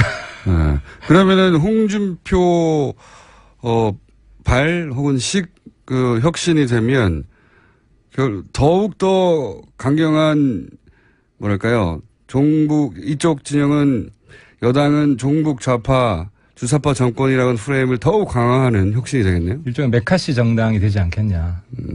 메카시 정당. 메카시 정당이 그러니까 그 극우 이념으로 사실상 문재인과 이석기를 잘 구분 못하는 동일시하는 네. 민주당과 통진당을 동일시하는 그런 인식을 가진 분들이 당을 이념적으로 주도하는 정당이 되지 않겠냐 그렇게 보고 있습니다. 그 도발은 예전에도 계속 해하셨던 건데 좀 신선한 새로운 건 없습니까? 새로 준비한 오늘 새로 준비한 건 좀 이따가 추미애 대표를 떠본 추미애 대표 대표. 이쪽도 치고 저쪽도 치고 양쪽을 다 치는 작전으로. 예. 국민의당도 또 있고요, 또. 국민의당은 뭐 지금 다들 뭐 비판을 하기 때문에. 예. 딱히. 예, 뭐 제가 더 보탤 건 별로 없을 것 같아요. 그래요? 보탤 게 많지만 혹시 지금 전략적 파트너이기 때문에 이 국면에서 안 하신 거 아닙니까, 혹시? 그건 아니고 뭐 제가 이미 많이 했는데. 예. 뭐 같은 맥락에서 몇 말씀 드리겠습니다. 특히 안철수 대표. 이제 이 머리급들만 하시는군요. 자, 그럼 추미애 대표 하시고 안철수 대표 하시고 쭉쭉 가보죠. 저보다 위에 급들만. 예. 자, 이런 문자도 왔어요. 유시민 전 의원이 떠올라요. 옳은 말도 참 싸가지 없이 한다.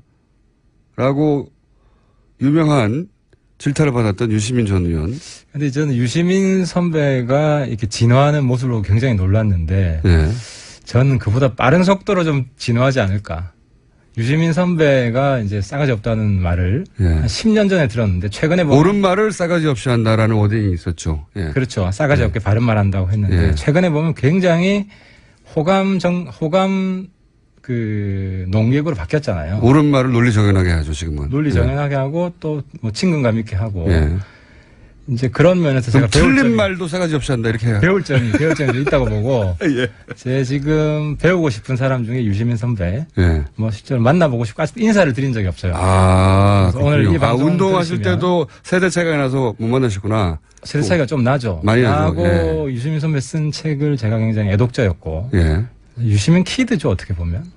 맞습니다. 그 전설적인 인물이었으니까요. 예, 그 당시엔 그랬습니다. 그런데 아무튼 최근에 보면 상당히 친근감 있고 그 나이에도 진화할 수 있구나. 저도 자신감을 좀 가지게 됐습니다. 자, 그러면은, 오늘 준비하신 그러면 추미애 대표, 그 다음에 안철수 전 대표 등등에 대한 코멘트를 좀 해보시면요. 안철수 대표는 이제 사실상 정계에서 좀 뭐 퇴출 당하신 건데. 당하신 거예요? 네, 당하신 거라고 저는 봅니다. 지금 이미 그러니까 이게 똑같은 실수를 2번 반복하면 정치권에서는 가망이 없다. 작년에도 그 선거 비용 리베이트 사건. 네네. 사실 다 무죄가 났음에도 불구하고 조기에 대응하지 못해가지고 예. 국민의당이 치명타를 입고 그때 안철수 대표가 대표직을 내어놨지 않습니까? 근데 이번에도 어쨌든 국민의당의 검증 실패로 나온 사건이기 때문에 당시 후보를 위한 폭로였어요. 예. 그래서 후보가 윤리적이고 도의적인 책임지는 게 마땅하고 제일 먼저 나와서 사실은 박주선 대표가 발표하는 것이 아니라 안철수 대표가 같이 나와서 예. 그때 입장을 발표를 했어야 됐습니다. 저도 그렇게 생각하는데. 그런데 지금까지도 자기가 직접적으로 연루되어 있지 않았다고 정치적 책임을 사실상 뭐 부인하는 모습을 보이고 얼굴을 내밀지 않고 있잖아요. 그래서 국민들의 마음은 이미 떠났다. 퇴출됐다는 게 이제 그런 상징적 차원에서의 이야기입니까? 아니면 여의도의 분위기라는 게 또 따로 있잖아요. 그 의원들끼리. 물론 뭐 언론하고 정치권에서는 예. 그러니까 이제 안타까운 거는 이게 자진 사퇴하면 예. 그래도 정치인들이 가끔씩 예수처럼 부활의 기적을 보여주는 사람이어서 드물게 있죠. 그런 케이스가. 손학규 선배도 뭐 시골 내려갔다가 다시 부활하시고. 부활을 하시고 싶은데 잘 안 됐죠. 잘 안 되시는 게 이제 안타까운 게. 뭐 옛날에 김대중 대통령이 뭐 부활의 대표적인 케이스죠. 삼수사수까지 하셨고. 예. 그에 비해서 안철수 대표를 바라보는 국민들의 심리는 약간 반반이거든요. 아까운 사람이라는 미련이 남아있는 상황인데 이제는 미련까지 국민들이 좀 버리실 정도로 너무 늦게 대응하시는 거 아니냐. 멘트를 한마디 하실 때마다 차곡차곡 쌓이는 문자의 숫자를 계속 보시는데 자꾸 눈길을 돌려서 저희 화면이 있거든요. 네. 그렇게 하는 사람, 어디 있습니까? 네, 있습니다. 자꾸 갱신되고 있는데. 예. 겨우 500개밖에 안 됩니다. 계속 욕 많이 해주세요. 겨우 500개밖에 안 됩니다. 예. 아직 홍준표 대표 1000개 일 수 없고, 김성태 의원이 기록했던 2000여 개를 일 수, 아직 안 됩니다. 철새. 예. 철새 이후에. 거기 이기기는 쉽지 않아요. 예. 그때 뭐 대단했습니다. 폭파 직전이었어요. 거기는 배경음악이, 저는 오늘 배경음악 안 깔아줍니까? 예. 깔아드릴게요. 하태하태를 주제로 하는. 자, 그럼 추미애 대표에서 또 한마디 하신다고요? 추미애 대표는 사실상 좀 제가 볼 땐 특징이 스프링 여사. 스프링 여사. 예. 내가 이제 홍준표 대표한테 스트롱맨이 아니라 스프링맨이다. 라고 별명을 다시 붙여줬는데. 튄다는 말씀. 어디로 튈지 모르는 거예요. 오늘 튀는 거 내일 튀는 거 다르고. 왼쪽으로 튀었다가 오른쪽으로 튀었다가. 정말 종잡을 수 없는데 이제 추미애 대표를 보면 지금 보면은 청와대에서 가장 지금 그 절박한 과제가 검찰의 정치적 독립이거든요. 예. 근데 검찰의 정검 유착을 상기시키는 그런 발언들을 계속해요. 의심케 하는. 예를 들어서 박지원 대표 알았을 것이다. 36초 통화했는데 알았을 것이다. 그게 만약에 진실임이 밝혀지면 우리도 그렇거든요. 불확실한 것에 대해서 도박을 잘 안 해요. 예를 들어 뭐 오늘 이준석 구속될 건가 말 거냐. 사실 정확히 알기 어렵거든요. 그렇죠. 그런데 여기서 구속될 거라고 확신 있게 내가 이야기하면 제가 여당 대표라면 무슨 정보를 사전에 입수한 거 아니냐. 검찰로부터. 그러면 정검 유착 의혹이 생기는 거고 만약에 박지원 아무런 그 사전에 서로 공모하지 않았다고 나오면 정치적 공세 경솔한, 그것도 여당 대표가. 이런 프레임에 빠지기 때문에. 그런 비밀을 제공하지 마라. 그렇죠. 그렇죠. 네. 왜 굳이 그런 비밀을 제공하느냐. 그러니까 지금 이게 자기 존재감 높이는 정치를 하는 거지 문재인 대통령 도와주는 정치가 아니다. 오히려 문재인 정부에 하는 일을 분탕 놓는 네. 분탕 여사 역할을 하고 있다는 거죠. 혹시 문재인 대통령하고는 통화해 보셨나요? 그렇게 느끼는지? 통화는 안 해봤는데 예. 청와대가 처음 국민의당 예. 그 입장 발표 조작했다고 나오고 나서 예. 입장 발표가 굉장히 약했어요. 보통은 이제 상식적으로는 진상조사 철저히 해서 책임자 처벌해야 된다. 이 정도가 기본인데 그냥 진실을 알려줘서 감사하다. 예. 더 이상 확전을 안 하려는 의지가 명확했어요. 왜냐하면 이거 대통령 아들 문제이기 때문에. 예. 뭐 저쪽에서 인정했으니. 그렇죠. 그냥 넘어가자. 받아주자. 그냥 검찰 수사로 마무리 짓자. 예. 이 정도의 정치적으로 마감하고 싶었는데 추미애 대표가 계속 이 지금 국면에서 예. 추경도 해야 되고 어쨌든 뭐 북핵 문제 굉장히 심각하고 이런 데 있어서 정치권이 다시 콩가루 집안처럼 싸우는 이런 모습이 대통령 입장에서는 그렇게 달갑지 않죠. 달갑지 않을 수도 있고 달가울 수도 있습니다. 왜 그렇게 보세요? 잘 때린다. 잘 때린다. 그건 문재인 대통령 지지자 중에서 국민의당 때려주라고 예. 하는 마음이 있는 사람이 볼 때 그렇지만 예. 저는 오히려 추미애 이제 여당 대표가 됐기 때문에 청와대에 쓴소리야 전국이 잘 굴러가요. 그러니까 추미애 대표가 이때 한마디를 해야 한다면 조대엽, 송영무 한번 재검토해달라. 이 한마디만 하면 지금 여야 관계 잘 굴러갑니다. 그게 지금 문재인 정부를 걱정하시는 거네요. 당연하죠. 저는 야당 입장이지만 예. 제가 이제 경선 때 계속 일관되게 주장했던 게 야당도 이제 발목 야당이 아니라 뺄셈 야당이 아니라 덧셈 야당이 돼야 된다. 대한민국 성공을 위해서 더 많이 기여하는 정당에게 지지를 보내는 국민이 그 정도 정치 단수가 높아졌기 때문에 정권의 발목을 잡는 여당, 발목 여당, 지금 추미애 대표는 제가 상정하고 있는 정치 프레임에 들어와 있어요. 여당이 발목, 뺄셈 여당이 됐고. 여당이 오히려 정부 발목을 잡고 있다. 야당이 정부를 도와줘서 우리나라, 우리 국민이 성공하게끔 하는 그런 형님 야당. 예. 이 모습을 완전히 새로운 야당이죠. 바른 야당이 그걸 보여주겠다. 그걸 보여주겠다. 아직은 보여주지 못하고 있는 것 같죠? 한 30% 내지 50%는 제가 보여주고 있는데 조금 네. 우리 당을 혁신해서 우리 당 전체가 그런 모습을 보여주겠다 하는 게 제가 이번 포부였는데 네. 안타깝게 2등을 했지만 우리 예원 대표랑 마음이 잘 맞기 때문에 네. 그런 방향으로 지금 가고 있습니다. 그런 방향으로 가고 있는 거 예를 하나만 들어봐 주세요. 예를 들어서 예. 지금 우리 혁신 과제 중에 예. 추모묵념하잖아요. 예. 이제 과거에는 그랬어요. 과거에 이제 진보 쪽 사람들은 김대중 노무현 참배만 하고 노무현 대통령. 예. 그 보수 쪽 사람들은 이승만, 박정희 참배만 했죠. 그런데 지금은 얼마 전부터 이제 같이 하는 방향으로 됐는데 추모묵념도 과거에는 보수 쪽 사람들은 호국 영령, 순국 선열에 대해서만 추모묵념을 하고 좌파 쪽 사람들은 다 빼고 민주열사에 대해서만 했어요. 그런데 이제 바른정당은 같이 하겠다. 같이 하겠다. 국민 통합 묵념을 같이 하겠다. 뭐 그거 좋습니다. 근데 구체적으로 현실적으로 예를 들어서 뭐 추경이나 기타 꽉 막힌 현안들에 대해서는 딱히 바른정당이 돌파구를 마련하는데 정부에 도움을 주고 있지 않지 않습니까? 하나씩 우리가 지금 도움을 주고 있죠. 예를 들어서 지난번에 문재인 대통령 미국 방문했을 때 공세 자제하자. 그거는 다 말이고요, 다. 실제로 공세 그때 안 했어요. 아니 공세를 하건 안 하건 그런 건 다 말인데 예를 들어서 실제 법안이 통과되거나 아니면 뭐 추경안이 통과되거나 아니면 뭐 장관 그 임명안이 순조롭게 통과되거나 지금 보면 화끈하게 예를 들어 효과음 들으셨습니까? 문재인 후보 시절 문자를 지금 방금 돌파했습니다. 1차 관문 돌파했고요. 예를 들어서 지금 당일날 채택되는 청문보고서가 많아요. 환경부 장관 그런 것도 있죠. 네. 그러니까 화끈하게 도와주고 있는 거예요. 그래서 지금 언론이 잘 보도를 안 해주고 있습니까? 그렇죠. 그런 면도 있고. 근데 제가 지금 담당하고 있는데 환경부 노동부인데 환경부 장관은 우리가 9시에 시작해서 6시에 채택을 했어요. 거의 뭐 12시간도 안 돼서 채택이 됐고. 근데 조대엽 장관 후보자는 좀 문제가 많아요. 그럼 추경안은 지금 국민의당이 빠지면서 어렵게 되지 않습니까? 이거를 제가 오늘 아침에 이제 문병호 전 최고위원하고 얘기해봤더니 추미애 대표 사퇴밖에는 길이 없다고 얘기하는데 추미애 대표 사퇴할 일은 없고요. 그거를 모를 일은 없죠. 그러면 현실적으로 아이디어가 있었습니까 혹시? 이럴 때 바른정당이 착 아이디어를 내놔야 바른정당의 역할이 주목받고 존재감이 커지는 거 아닙니까? 여당의 입장인데 예. 여당이 조대엽, 송영무 건에 대해서 예. 둘 중 하나는 최선 쳐라. 청와대에 청와대에 바른 소리를 해주시면 물꼬가 트죠.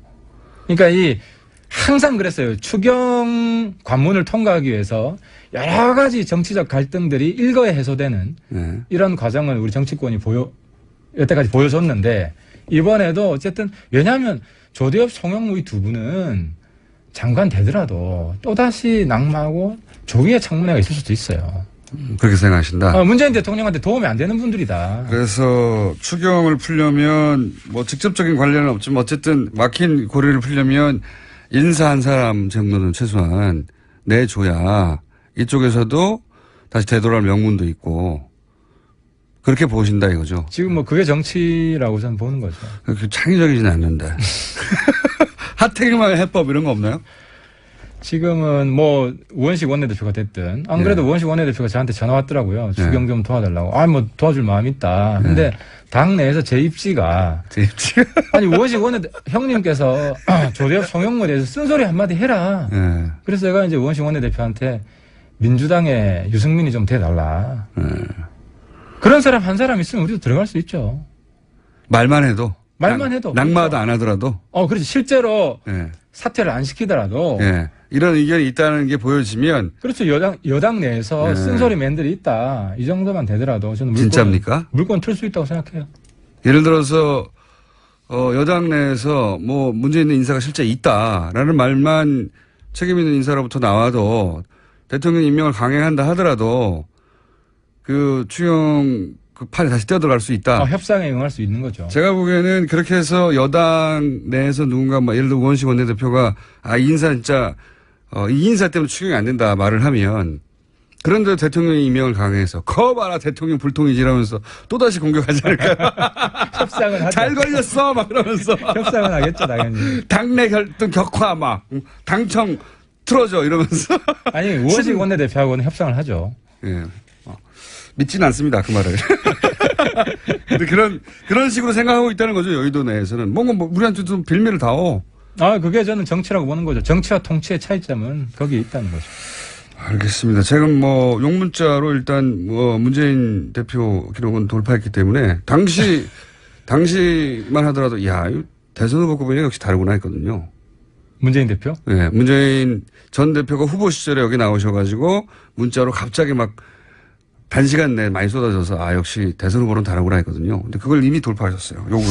근데 아무튼 저는 제 반대 진영과 허심탄회하게 얘기를 좀 하고 싶습니다. 욕 많이 해주셔도 좋고 저도 그 과정을 통해서 배울 것이고 하지만 제 쓴소리는 제 반대자는 물론 지지자들한테도 멈추지 않을 겁니다. 예를 들어 지지자를 향해서 가장 최근 혹은 가장 강하게 던졌던 직구가 뭐였습니까?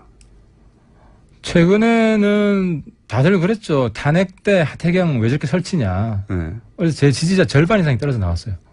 사실은 제가 통진당 해산에 앞장서면서 동네 어르신들한테 거의 영웅이 됐는데 탄핵에 앞장서면서 네 우리 동네 왜 오냐. 동네 오지 마라. 이 정도로 쓴소리를 듣고 실제로 저와 함께 했던 뭐 구청장, 시의원, 구의원님 절반 이상이 사실 저를 떠났죠. 저를 떠났고 그 압력 때문에 사실 우리 김성태 선배나 장제원 의원 같은 경우는 다시 이제 돌아간 그게 계기가 됐는데 뭐 어쨌든 저는 거기에 굴하지 않고 아직 제 지역구가 지금 바른정당 최고 험지 중에 하나입니다. 그래요? 예. 부산 해운대가 원래 과거에 친박 세력이 강했던 것이고 서병수 씨. 그런 의미에서. 그렇죠. 제 개인적인 입장에서는 상당히 정치 리스크를. 여당세가 세서가 아니라 친박세가 그렇죠. 세다. 친박세도 세고 여당세도 세죠. 그래서 지금 바른정당 지지가 많이 나오지 않고 저는 굉장히 정책 모험을 지금 감수하면서 정치를 하고 있는 거죠. 지역구로 옮기시려고요, 그래서? 전혀 없어. 저는 거기서 승부를 할 것이고 지역구 정도가 아니라 저는 한국당 해산시키겠다. 한국당이요? 대한민국의 메카시 정당. 그러니까 미국이 위대한 이유는 공산주의와도 싸웠지만 메카시즘하고 싸워서도 이긴 나라이고 그 대한민국은 통진당하고 싸워서 이겼지만 바로 빨갱이 장사하는 메카시 정당하고 싸워서 이겨야 된다. 저는 그래서 한국당 해산이 바른정당이 지금 일으켜야 될 탄핵 이후의 제2의 과제다라고 선전포고를 하는 겁니다. 네, 통진당의 주장과 동의하든 동의하지 않든 당을 해산하는 문제는 전혀 다른 문제인데 그것도 문제가 많았는데 자유한국당은 어떻게 해산시킵니까? 사실. 자유한국당은 아래로부터 해산시킬 겁니다. 아래로부터요? 그리고 안으로부터. 그 안에서 도저히 왜냐하면 지방선거 때 네. 자유한국당 이름으로 나오면 나는 도저히 성공할 수 없다. 그렇다고 민주당은 갈 수는 없고 그런 분들이 바른정당으로 출마하겠다고 나오기 시작하면 거기는 붕괴되기 시작할 겁니다. 자, 뭐 여러 가지 말들을 막 던지셨습니다. 네.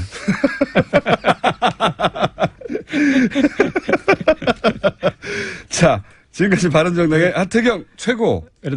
오늘 가장 제가 기억에 남기고 싶은 것은 우리 김총수와 함께 어깨 걸고 남북 통일 앞당기자. 예.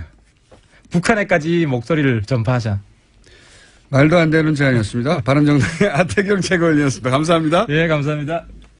불친절한 AS 누가 멀리 섰나. 볼리비아 라파스 해발 4,000m입니다. 멀리는 몰라도 누가 높은 곳을 쓴다 해서 1등을 자신합니다. 4,000m.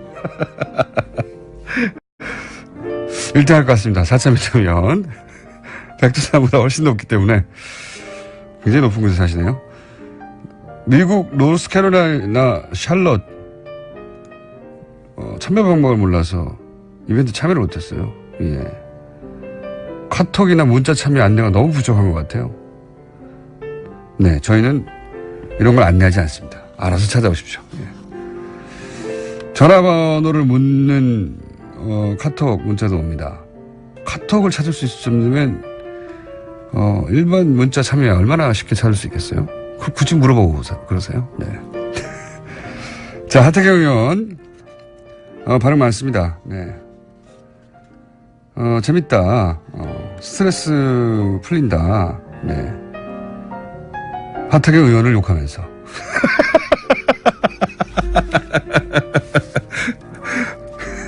네, 어쨌든 반응은 아주 많습니다. 네.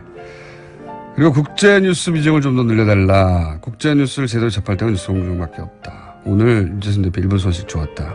저희도 국제뉴스 혹은 국제적인 인물에 대한 인터뷰 앞으로 많이 할 생각입니다. 여기까지 하겠습니다. 자, 지난주에는 몇 명 늘었습니까? 여전히. 네, 10명. 야, 무슨 서로 약속을 안 했나요? 혹시 10명이 끊으시는 거 아니에요? 시스템 문제로 10명 이상 가입이 안 되는 거 아닙니까? 다음 주에는 20명을 기대하고 있습니다. 그래도 주당 10여 명이 끊이지 않고 계속 이어진다니까. 네. 한번 반갑습니다. 자, 방금 제가 문자 번호 안 알려준다고 했더니 옛다 문자다 하고 문자를 보내셨네. 내가 차단했어 그러면서. 자, 할 수 있잖아요. 4,000m면 숨쉬기 힘들 텐데. 그게 적응되셨나 봐요. 네. 네. 놀랍네요. 4,000m. 거기서 라디오 듣고 있어요. 4,000m에서. 4,000m면 진짜 고산병이 사람에 따라서는 체질에 따라서는 네, 멕시코만 가도 사실은 빨리 걸으면 숨차거든요. 네. 4,000m 2배 넘는. 저는 2,000m 가까이는 올라가 본 적이 있는데 가까이도 1,000m 이상, 1,000 몇백 미터. 한라산 올라가면 1,950m. 네. 네. 한라산 말고 알프스 쪽에 이렇게 코스를 타고 올라가는 데가 있어요. 뭐 등산 숨이 쉬어집니까? 제대로 된 등산은 아니지만 어지럽습니다, 사실. 네, 좀 훈련되지. 예. 좀 체중 빼셔야 돼요. 아니 그때는 날씨라고 가벼울 때였죠. 또 올라가면 좀 말씀하시니까 기억이 나는데 어지럽거든요. 예. 오래 서 있으면 빙빙 돌고. 근데 거기 아예 사시는 분이라. 예. 전화 연결 아무래도 한번 해봐야 되겠습니다. 오늘 주제는 이 소개를 안 했네요. 누가 나오셨는지 다 아실 거라고 생각하고 칼 폴라니 그 양반 있지 않습니까? 칼 폴라니 사회경제연구소의 정태인 수장님. 앞으로 정태인 연구소로 바꿔주세요. 우리 아까 국제 인사를 많이 소개한다 그래서 예. 국제적인 인물이잖아요. 칼폴란이. 그런데 정태인 수장님이 한국에서 이제 더 유명해졌어요. 예, 그러므로 정태인 연구소로 바꾸는 게 가입자를 훨씬 더 많이 늘릴 수 있는 길이라고 주장하면서 오늘 주제를 보니까 세제 개편안이네요. 네. 세제 개편. 야, 이거 어렵습니다. 세제 개편안은 진짜. 아직 발표는 안 했는데 이제 아무래도 세금을 늘려야 되잖아요. 전반적인 방향성은 역시 증세입니까? 증세입니까? 우리나라는 저부담 저복지가 특징이었는데 그러니까요. 많은 이제 대선 후보들이 중부담 중복지를 얘기했는데 돈 덜 거두고 복지도 안 해줘 이거였죠. 예, 그거였는데 이제 세금을 좀 더 내고 복지도 조금 올리자 했는데 박근혜 전 대통령께서 한 게 증세 없는 복지라고 하는 얘기를 했잖아요. 증세만 하고 복지는 없었죠. 예. 근데 증세를 좀 그러니까 정정당당하게 한 게 아니고 담배 같은 담배세라든가 거. 뭐 세액공제를 손댄다든가 이렇게 하고 복지는 하지 않은 뭐 이런 상태인데 지금 이제 여러 가지 지금 문재인 정부는 복지를 크게 늘리겠다고 약속을 했기 때문에 증세를 해야 되거든요. 근데 이 문재인 정부도 증세에 대해서는 굉장히 꺼려하고 대선 때부터도 그랬고. 모든 정치인이 부담스러워하죠 사실. 예. 조세 저항이 있으니까. 그래서 사실은 세금을 늘린다는 거는 세금 내는 사람이 많아지면 되고 또한 세율이 높아지면 되잖아요. 그렇죠. 근데 세율은 많이 손 안 대고 세금 내는 사람 또는 그동안 이렇게 면제해줬던 거. 대상자를 늘리는 방향으로. 사람을 늘리는 쪽을 지금 택하고 있는 것 같습니다. 그렇군요. 방향성이라는 게 증세는 증세인데 세율을 갑자기 높이면 이제 부담이 되니까 면세 줬다는 거를 대상자를 늘려서 면세 대상을 줄인다든가 축소한다든가 폭을 줄인다든가. 참여정부 때 세금 트라우마가 하나 있었는데 그게 바로 종부세 트라우마거든요. 종부세 난리 났었죠. 예, 근데 종부세를 내는 사람이 1%밖에 안 되는데. 국민 1%인데 국민 절반 이상이. 네, 반대했죠. 그러니까 이게 참 말이 안 되는 것이 본인은 평생 가야 집을 10채에 혹은 뭐 몇 억 이상 가능성이 없는 분들이에요. 예. 그럴 계획도 없는 분들 자기 살면서. 그러니까 제가 근데 화를 내요. 그때 당청 협의회를 갔는데 서울 국회의원들이 당시 열린우리당인가요? 전부 반대하는 거예요. 왜냐면 자기들 떨어진다고 이 종부세 때문에. 우리나라 국민들 머릿속에 잠재적으로 나도 언젠가는 부동산으로 부자가 될 수도 있다고 하는. 자신에 대한 낙관이 굉장히 커요. 네. 그리고 그 세금 폭탄이라는 이름을 붙여서 그때 이제 종부세가 굉장히 타격을 받았는데. 그때 9억이었던가요? 예, 6억이었는데 원래 저 청와대에서 만들 땐 6억인데 이현재 총리가 9억까지 올려놨죠. 네. 그것도 이제 사실은 대상을 줄인 건데 여하튼 그것 때문에 이제 세금 올리면 완전히 정권이 날아간다라는 생각을 굉장히 많이 갖고 있고. 기여 못하시는 분들 위해서 공지시가 9억이었던가요? 네, 맞습니다. 맞습니다. 예. 그러니까 제가 만든 사람인데요. 당시 거래가가 뭐 한 15억 당시 기준으로 10몇 년 전에. 그때 이제 갑자기 종부세가 늘어난 건 과세 표준이라는 게 있어요. 그러니까 지금 액수에다 그대로 세금을 때리는 건 아니고 그거의 과세 표준은 뭐 한 70% 이렇게 내려가지고 세금을 때리는데 과세 표준을 현실화하는 것도 같이 했거든요. 근데 그래서 갑자기 종부세가 늘어나긴 했어요 그때. 근데 그 부분에 지금으로 대한 따지면 대략 실거래가가 한 2, 30억 이상 되는 집. 예. 네, 지금 잘 모르겠습니다만 그동안 부동산 가격이 얼마나 올랐는지 모르겠습니다만. 네. 공제시가가 그때 9억 기준이었으니까요. 네, 그렇죠. 그렇다면 그때도 실거래가는 뭐 20억대가 될 수도 있었는데 어쨌든 한 30억 정도 되는 아파트가 있는 사람들에게만 대상되는 네. 법이었는데 그거를 이제 뭐 3천만 원에 전세에 사시는 분들이 막 반대하는 거죠. 네, 가구 2%고 본인은 대상이 아니에요. 근데 그게 왜 그렇게 됐느냐를 생각해 보면 그걸 이제 막 언론에서 막 때렸잖아요. 그렇죠. 그리고 지식인들이 이제 반대를 같이 했는데 그 사람들이 사실은 다 종부세 대상이었던 거죠. 그리고 헌재에서 위헌 판결이 난 건 부부 합산에 대해서 위헌 판결이 났는데 저 헌재 재판관님들을 잘 보니까 다 또 종부세 대상이. 그러니까 그때 당시 이 여론을 주도했던 어떤 미디어 혹은 뭐 나와서 그런 이야기를 하던 학자들 이런 분들만 대상이었지 그 학자들에 의해서 영향을 받은 소위 이제 서민들은 대상이 아닌 법원인데. 예. 심지어 제가 그때 비서관이니까 1급 관련 부처들을 모아서 이제 회의를 했잖아요. 나중에 간 다음에 뜨뜻미지근해서 나중에 이제 쟤들 재산 얼마인가 발언했더니 전부 종부세 대상이지. 그렇군요. 정책을 위반한 사람들. 그래서 그 정책이 힘을 받기 어려웠던 겁니다. 그러니까 여론을 주도하는 내외의 반대가 굉장히 많았던 거고 앞으로도 부자 증세에 대해서는 그런 식의 사실은 서민들은 아무 관계가 없고 이익이 되잖아요. 부자들이 세금 많이 내면 그렇죠. 복지로 돌아올 테니까. 그런데도 이제 반대를 할 그런 부자들의 논리에 이 사실은 서민들이 휘둘리지 말아야 된다는 것도 굉장히 중요한 포인트입니다. 그렇죠. 나하고 상관없는 얘기잖아, 이거는. 라고 딱 잘라야 되는데. 그러니까 세금은 세 가지가 커요. 소득세, 법인세, 부가가치세. 60조, 50조, 60조 이렇게 막 바뀌는데 대체로 그 정도를 갖고 있는데 저희 부가가치세는 건드리기 참 힘들거든요. 부가가치세 올리면 정말 정권을 잃어요. 전 세계의 모든 정권이 부가가치세 올리면 정권을 잃었어요. 그렇군요. 이게 네. 간접세잖아요. 이건 네. 물건에 붙어 있는 것이기 때문에. 피부에 화가 났죠. 예, 네. 올리면 그리고 이게 역진적이에요. 예. 그러니까 소주를 마시면 재벌도 100원 내면 가난한 사람도 100원 내니까 네. 역진적이지만 근데 법인세하고 소득세가 있는데 이번에 발표한 거는 역시 법인세는 건드리지 않았고 기업들 법인세 아직 예, 이제 발표는 이제 공식적으로 나오지 않았지만 지금 나오는 얘기는 이제 소득세를 좀 손을 보는데 세율이 지금 40%인데 세율을 42%로 올린다고 약속을 했거든요. 문재인 네. 대통령이. 근데 그거는 안 올리고 그러니까 세율은 그냥 놔두고 이 최고 세율이 40%라는데 그게 5억 이상이에요, 소득. 네. 근데 그걸 3억으로 내린다라는 거죠. 그렇군요. 대상을 확대하는 거군요. 예, 예. 그러니까 3억부터 40%를 내기하겠다. 이게 이제 소득세에 관해서 핵심입니다. 그리고 흔히 계속 자주 등장하는 용어인데 이게 잘 와닿지 않는 게 뭐냐면 명목세율이 있고 실효세율이 있어요. 명목세율은 법에 나오는 세율이죠. 그러니까 소득세 40% 최고세율 그럼 40%인데 이제 공제를 해주는 것들이 있어요. 아, 명목은 그런데 실제로 여러 가지 조건에 의해서 공제를 하고 나서 실제 적용되는. 예, 근데 상속세는 7% 공제해 주거든요. 그러니까 자진 신고하면 일단 세금에서 7% 공제해 주고 이런 식으로 해서 실제로 내는 세금을 보면 내야 되는 어떤 과세 표준에다가 그 세금을 넣으면 그게 이제 실효세율이 되는데 우리나라 법인세 명목세율은 22%인데 실효세율이 훨씬 낮다. 왜냐하면 특히 대기업들한테 깎아주는 게 많거든요. 대기업은 특혜를 많이 받죠. 이걸로 네, 빼주고 저걸로 그러니까 빼주고. R&D를 하면은 이제 세액 공제를 네, 해주는데 맞습니다. 그게 한 2, 3조 돼요. 근데 그게 한 70%는 대기업이 받는 세금이거든요. 그러니까 그런 것들로 빼주면은 결국은 최고 법인세율이 굉장히 낮다라고 하는 거죠. 네. 실효세율이 올라가야 된다는 거죠. 네, 실효세율이 올라가야 된다는 건 이제 감면 이런 것들을 없애야 된다는 특히 얘기고. 대기업에 관해서. 그러니까 인정해 줬던. 사실은 아니 근데 이게 참 이해가 안 되는 게요. 중소기업한테 그런 혜택을 줘야 되는데 왜 그런 혜택은 대부분 대기업이 받습니까? 왜냐면 R&D를 갖다 중소기업이 할 여력이 없으니까. 어차피 대기업은 힘도 튼튼한데 특혜도까지 받아요. 그렇죠. 예. 투자세액 공제 뭐 이런 것들 하면 전부 투자 부추기는 어떤 정책이 나오면 그건 대부분 대기업이 받는다고 봐야 되는 거죠.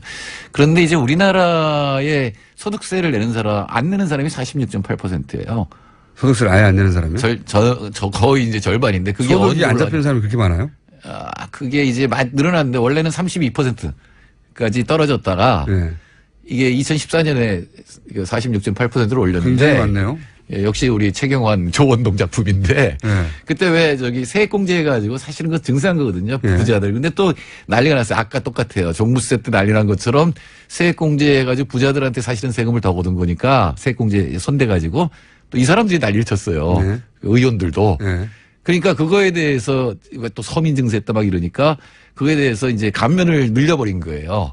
아하. 한 15% 감면을 늘려버렸어요. 아하. 근데 사실은 아무리 돈을 못 벌어도 세금을 내긴 내야 됩니다. 그렇죠. 조금이라도 내고. 아주 조금이라도 내야 예, 그러니까 되는데. 자기가 낼 만큼은 내고 그다음에 이제 받을 게 있으면 받아야 되는 건데 너무 지금 이제 면세가 많아진 거죠. 그 면세도 사실은 돈을 아주 많이 소득이 아주 많은 사람들이 난리를 쳐가지고 그렇게 된 거다. 네, 그렇게 그래서 세금을 소득세를 안 내는 사람이 우리나라 절반에 가깝게 돼버렸다. 예, 기업도 네. 46.1%가 면제예요. 근데 그 중에 33%, 3분의 1 정도는 손실을 봐서 그런 거고 나머지는 또 이제 뭐 감면 이런 것 때문에 안 내는 거죠. 돈 있는 사람이 세금을 덜 내는 이번 다음 주 담은 한 번 더 달아드리겠습니다. 지금까지 정태인 소장님이었습니다. 감사합니다. 네, 감사합니다. 김호준입니다. 내일 뵙겠습니다. 안녕!